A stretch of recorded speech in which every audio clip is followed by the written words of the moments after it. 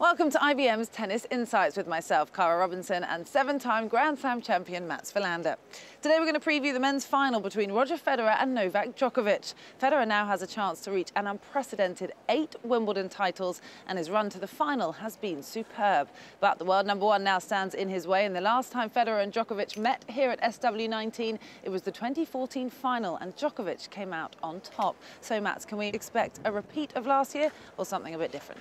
Well, I mean, Federer leads the head-to-head meetings 19-18, but I think the one they really remember is last year's final. So there is a chance that we'll see the same thing, but I think Federer is a better player this year. OK, well, IBM Insights can help us uncover where both players are excelling so far at this year's championships and what might be the keys to success. The first one is points won on first serve. Amazingly, Roger Federer has had his serve broken just once so far this entire tournament, and he lost just 21 points on serve in his semi-final clash against Andy Murray. And the main reason is his sky-high points won on first serve at 85%. That's 8 percentage points more than Djokovic and 10% above the tournament average. But what are the keys to Roger's dominance on serve, Mats? Is it just that he's hitting the ball harder, or he's hitting his spots better? I think he's hitting his spots better.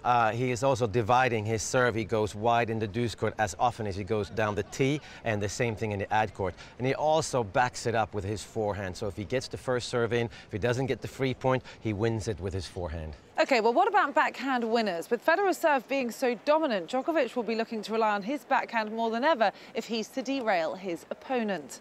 IBM's data shows us that he's hit 49 backhand winners so far for the tournament compared to Federer's 29.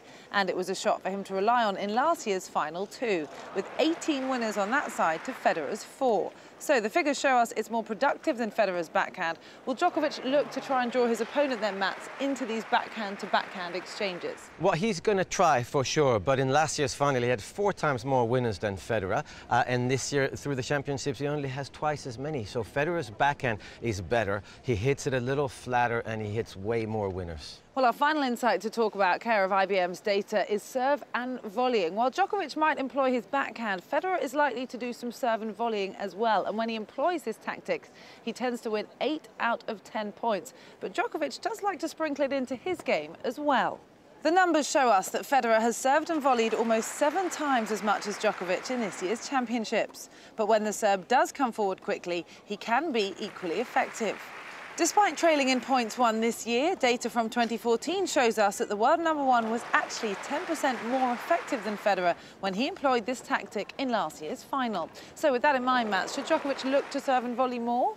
I don't think so. I mean, he usually serves and volleys just as a surprise tactic, whereas Federer in last year's final was actually trying to win the match by serving and volleying. In this year's championships, Federer doesn't do it as much, and he wins as many points. So for Federer, he always has that option to do it more. OK, well, there's no doubt that Djokovic has been tested more coming into this final, many saying he's not playing his best. Roger Federer has had a pretty easy run. With that in mind, is he the favourite coming into this match? I think he is, because of the way he played against Andy Murray. I mean, that's the best match I think I've ever seen Roger Federer play. Novak Djokovic, like you said, he's been tested. He's not playing his best tennis. To me, he goes in as a little bit of an underdog, but sometimes it's easier to play against an opponent when you know that your opponent is playing the absolute best tennis that he can. OK, well, it is the match that will determine the 2015 men's Wimbledon champion. Yes, Roger Federer takes on Novak Djokovic in Sunday's final.